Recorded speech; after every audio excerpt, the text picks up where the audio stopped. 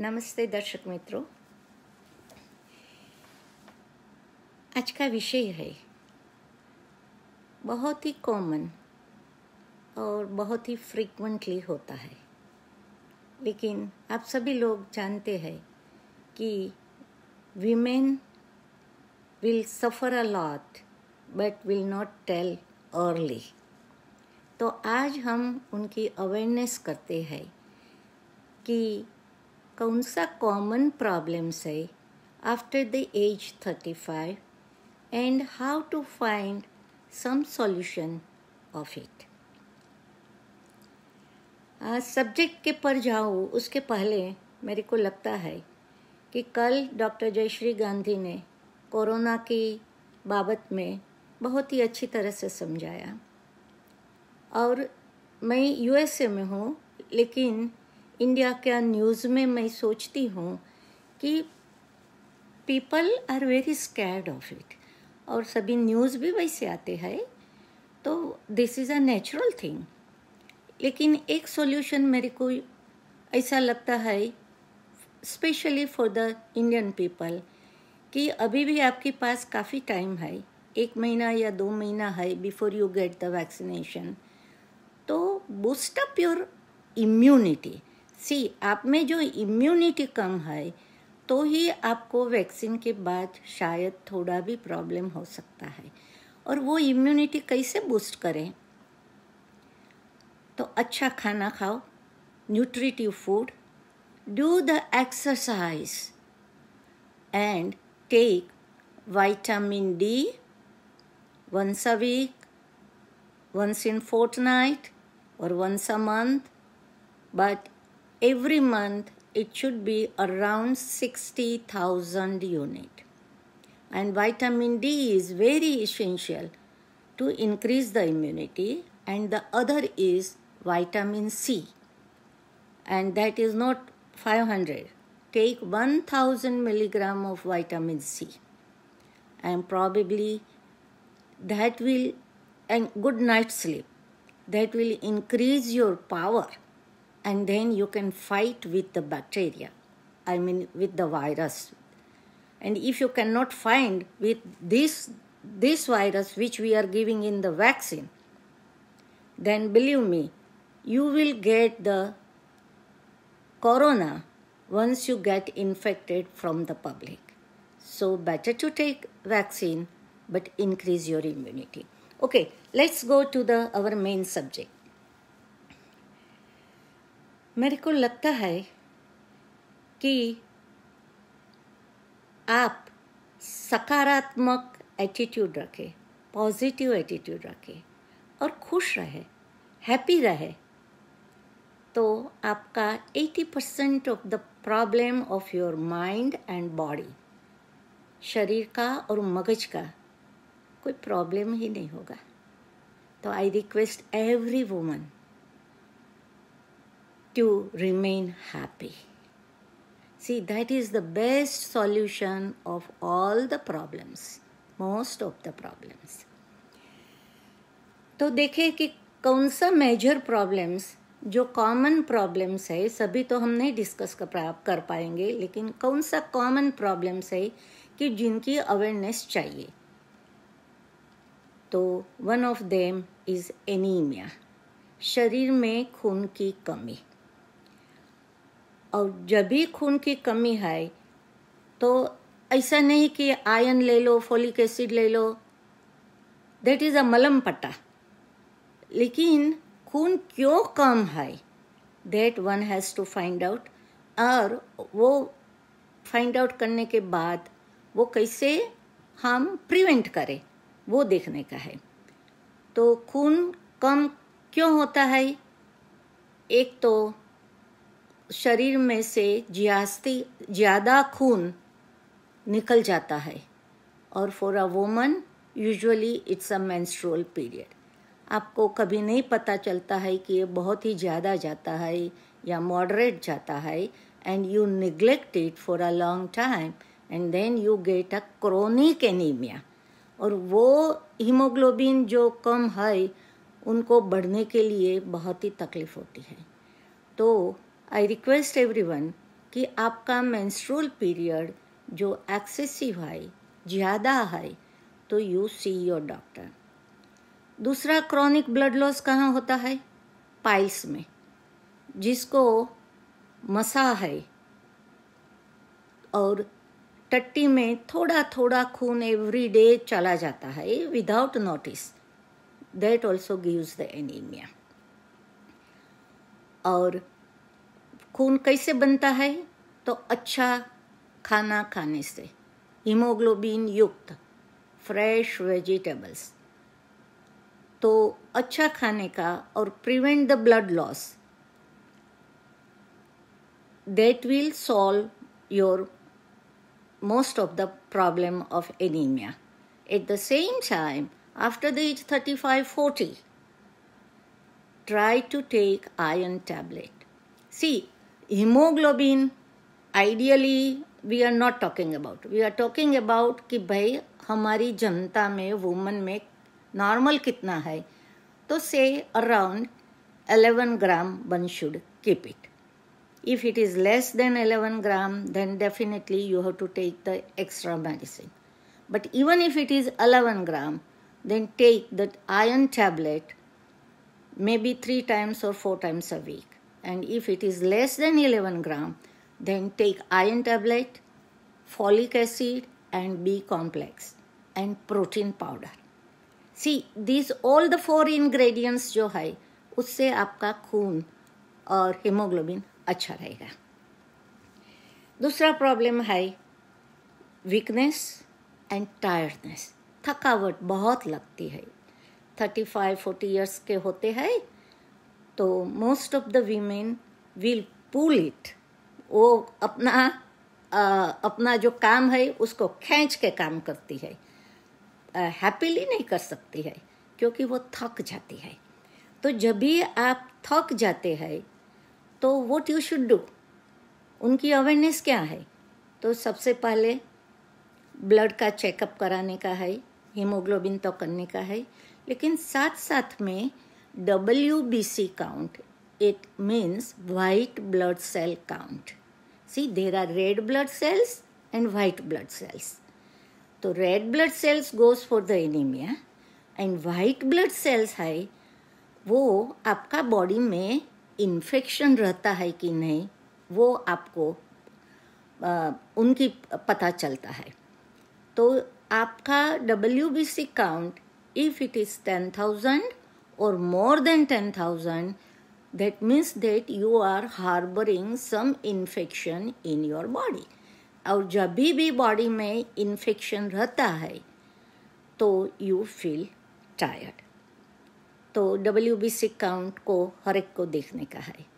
दूसरा, investigation, I think which is very common, क्योंकि बहुत ही क्वेश्चन आते हैं और ये सभी प्रॉब्लम्स का भी बहुत ही क्वेश्चन आते हैं फेस पेज पे, इसलिए ही आज ये सब्जेक्ट लिया है।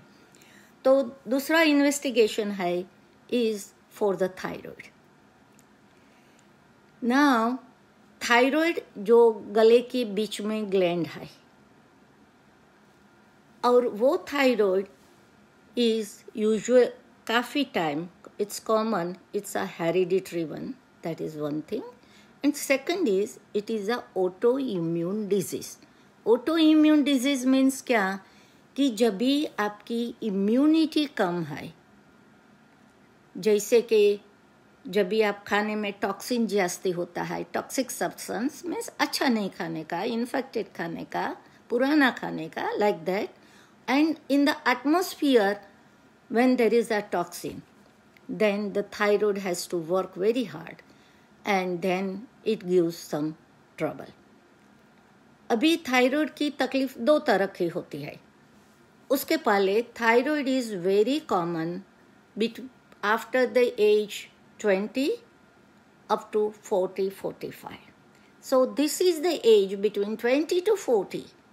Even if you don't have any trouble of any symptoms of the thyroid, please check your thyroid. Thyroid की तकलीफ 2 तरीके से होती है। वन है हाइपोथायरॉयडिज्म, मीन्स सिक्रीशन कम होता है, और दूसरा हाइपरथायरॉयडिज्म के सिक्रीशन जास्ती होता है। सी द हाइपरथायरॉयडिज्म जास्ती सिक्रेशन की परसेंटेज थोड़ी कम है, और आप अच्छी तरह से वैसे ही काफ़ी इन्वेस्टिगेशंस तो है, लेकिन simple thing is if you are you have a very worried personality, you are always under the stress, that is one thing. And second, your eyes is bulging, means जो eyeball black color का round है उसके ऊपर जो white thing है that is known as a sclera. आप अपनी आंख देखने का कि you will never able to visible the sclera, जो आपका eyeball के ऊपर का वाइट थिंग है वो नॉर्मली नहीं दिखाई देता है जब हम आंखें खुली रखते हैं तभी, लेकिन इन हाइपरथायरॉयडिज्म वो भाग दिखाई देता है. तो that is the first sign for a layman that you have to go for investigation. Now for the hypothyroidism, जब ये सिक्रेशन कम है तो हर एक को मोस्टली पता है कि क्या तकलीफ होती है. थिन स्किन हो जाती है, हेयर्स थिन हो जाते हैं, नेल्स ब्रिटल हो जाते हैं, you get very lazy, lousy, tired, muscle pain होते हैं, and the worst thing is the obesity, fat. आप कितना भी डाइटिंग करो, लेकिन if you are having a thyroid problem then you will not lose the weight. तो इसमें से कोई भी सिम्टम्स है, और मैं तो बोलती हूँ कि कोई सिम्टम्स नहीं है इसमें से, अकेले आप थोड़ा हेल्दी साइड पे है, तो try to investigate thyroid frequently. और इन्वेस्टिगेशन में क्या कौन सा ब्लड टेस्ट करने का है? One is TSH, means thyroid stimulating hormone.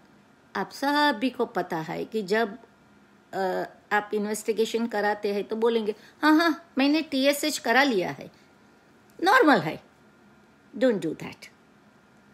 सी, आपको एक भी सिम्टम्स है तो 100%, लेकिन जो आपको सिम्टम्स नहीं है तो भी after the age 35-40 you get it done your thyroid completely, and that is TSH, T3, T4 and free T4. Free T4 has the most value. और जब भी वो रिपोर्ट्स बिल्कुल नॉर्मल आते हैं और आपको कुछ तकलीफ नहीं है हाइपोथायरॉइड की, then for the maintenance every year you can go for the TSH only. So ये बात हुई थायराइड की. दूसरा कॉमन प्रॉब्लम एज में है वो डायबिटीज. डायबिटीज का तो हमने टॉक भी दे दिया है.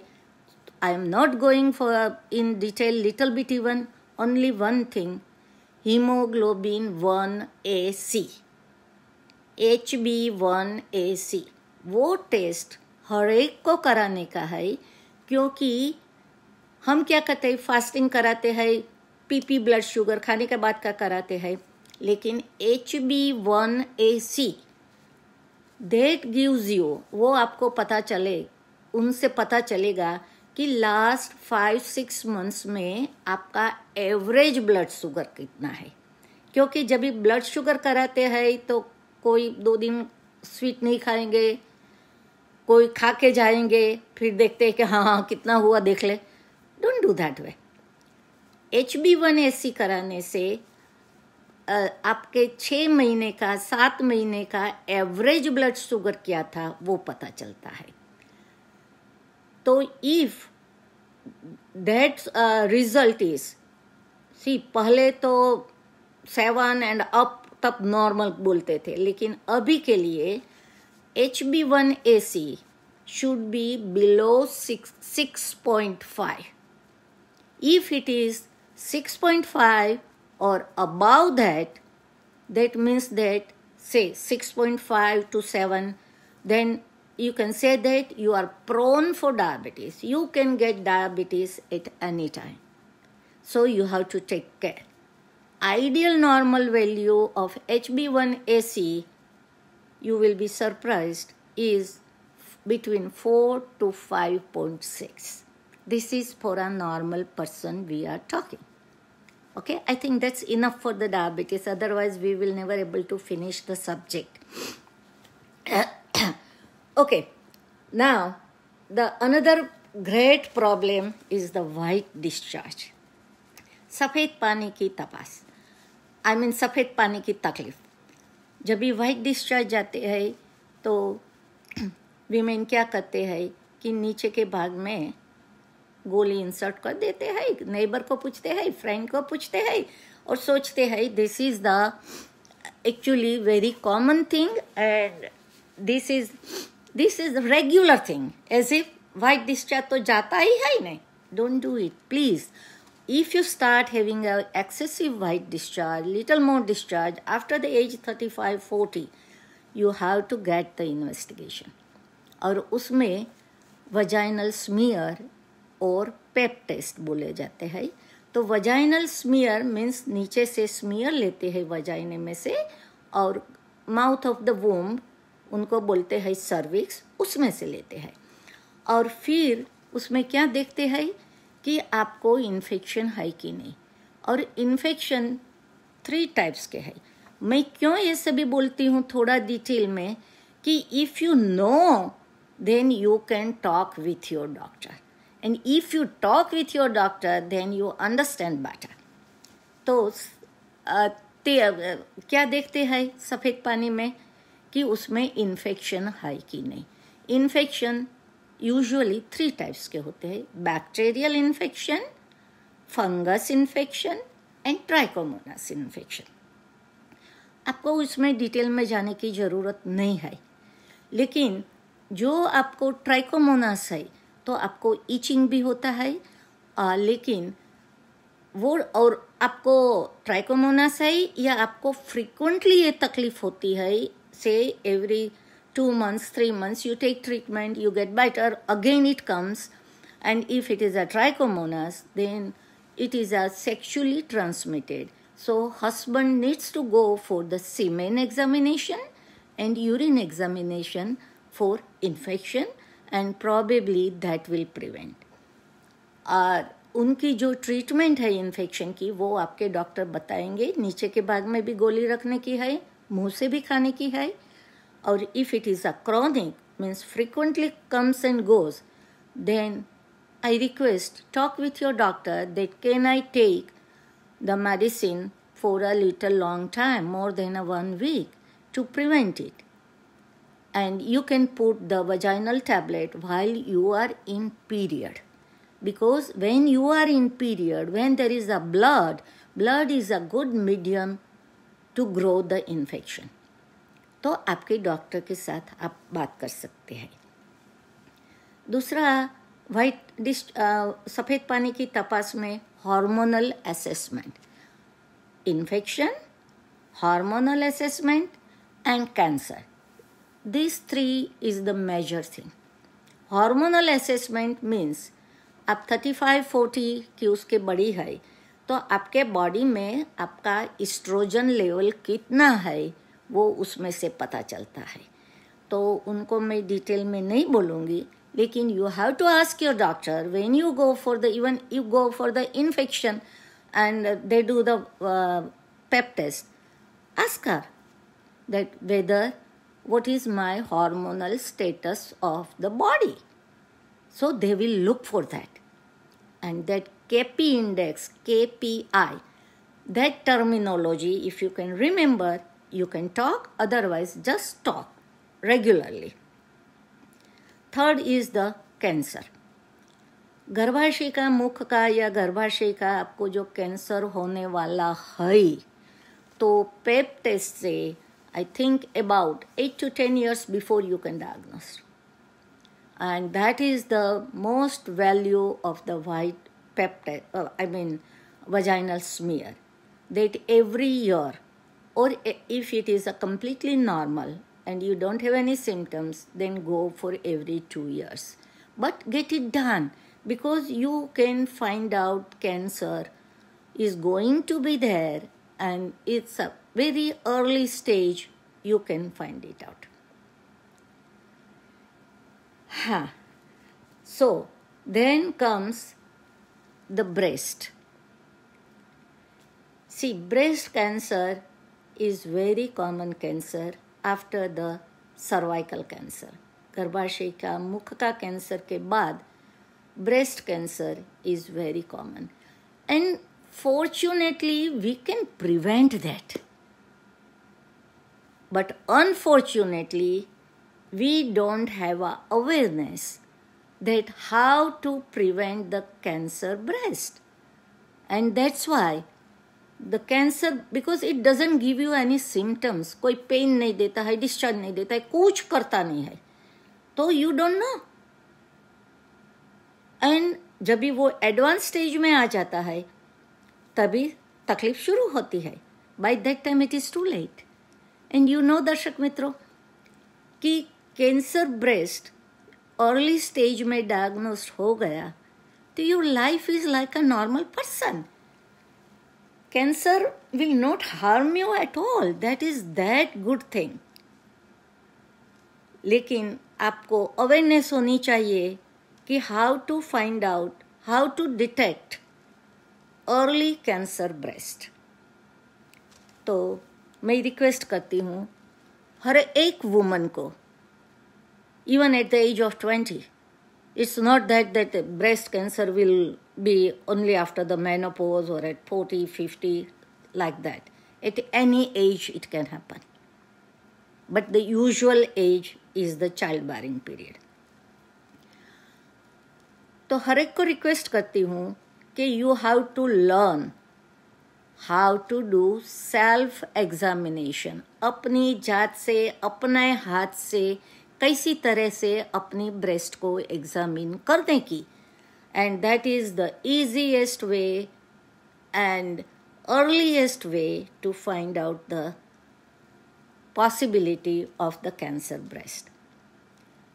तो हर एक महीने की पहली तारीख पे if you are not coming to the period, menstrual period नहीं आता है तो पहली तारीख से you, so that you remember.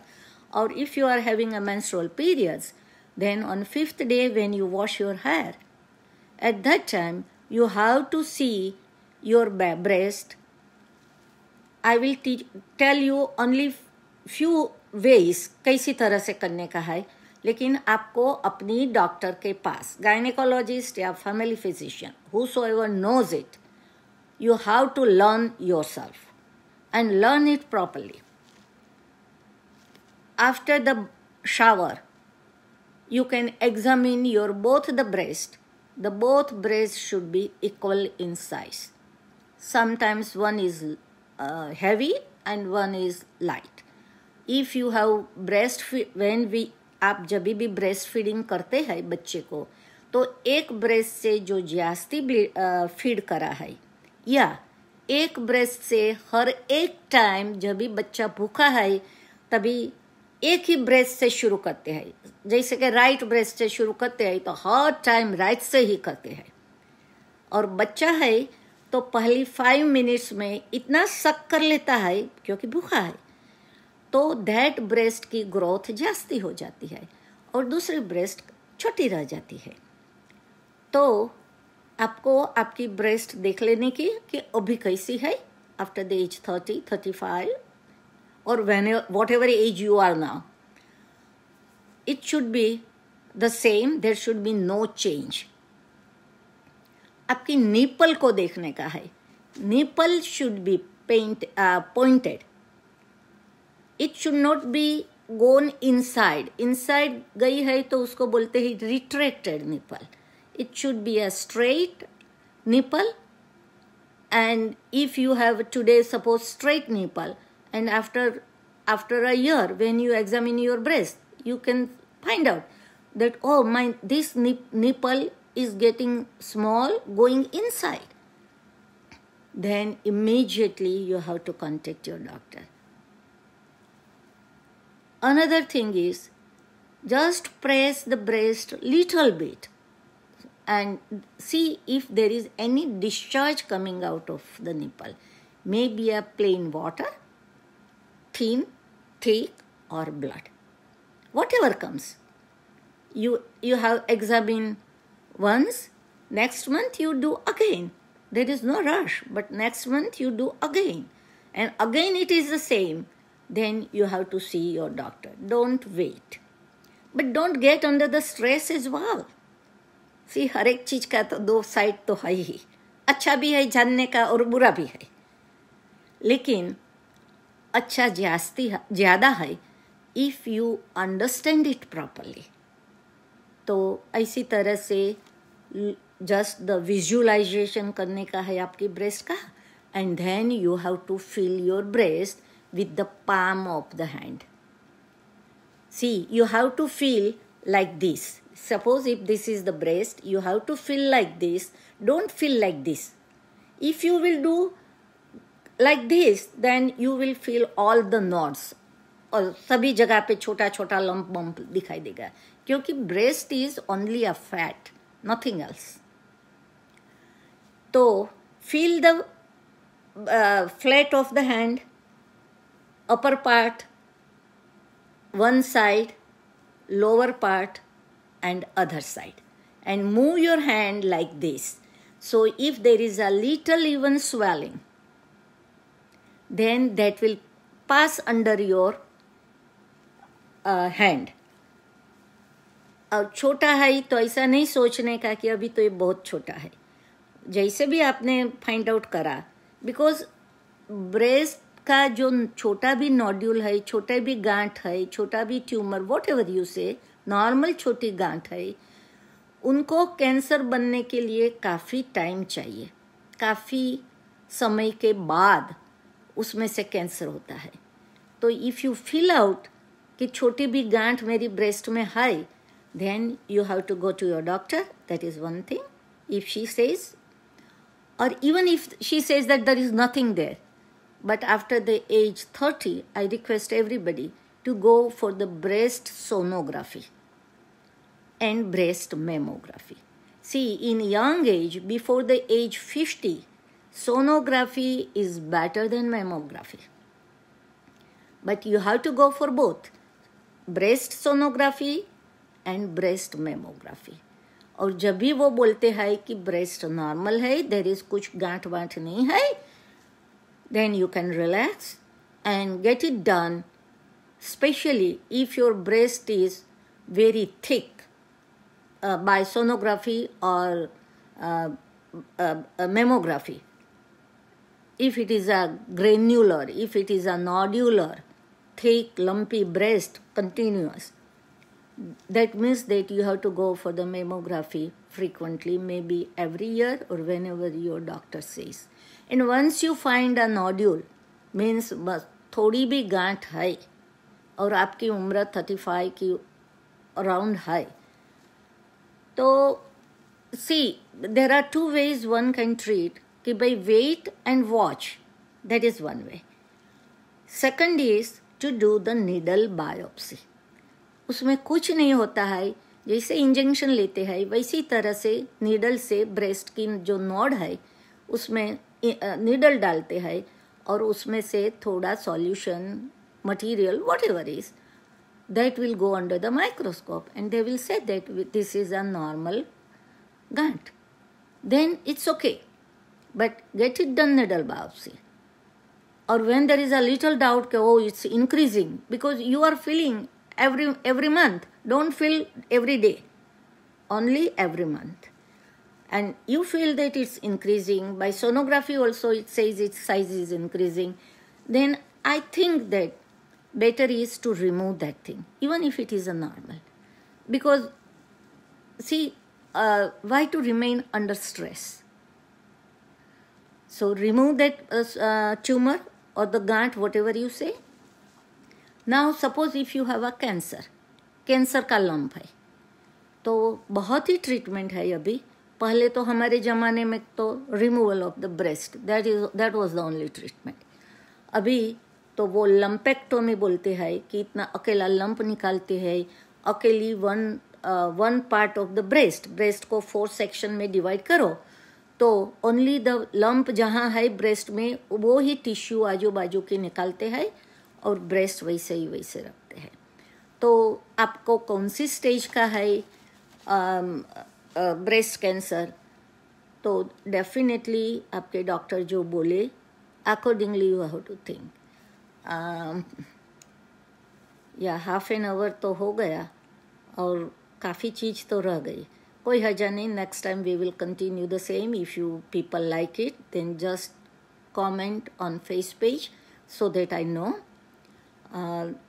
But for only before I conclude, it's a halfway I am concluding. But surgery की बात आई इसलिए मैं बोलती हूँ कि जब भी ब्रेस्ट की सर्जरी या एनी सर्जरी, सिंपल या complicated, I request everybody that you take an opinion of 2, 3, 4 doctors, whatever you like, till you have a confidence in one doctor, one surgeon. वो सर्जन का हम लोग क्या सोचते हैं कि हाँ उसका नेचर बहुत अच्छा है, ही और शी मेरे साथ इतनी बातें करी, इतना अच्छी तरह से समझाया. You have to see all the aspect of that surgeon, कि उसका नेचर कैसा है, उनकी हॉस्पिटल कैसी है, उनका सर्जिकल हैंड कैसा है, ऑपरेशन का सक्सेस रेट कितना है उनका, वो सब भी आप फाइंड आउट करो when you have a time. Emergency है तो कोई सवाल ही नहीं, बाकी आप ये फाइंड आउट करो. और एक दफ़े आपने सोच लिया कि ये सर्जन ही मेरे लिए अच्छा है, आपका आत्मा बोलेगा, and then you stick to that surgeon. और देन वहाँ जाने के बाद ऑपरेशन के डिसाइड करो, उनके पहले जितना भी क्वेश्चन पूछने का है पूछ लो.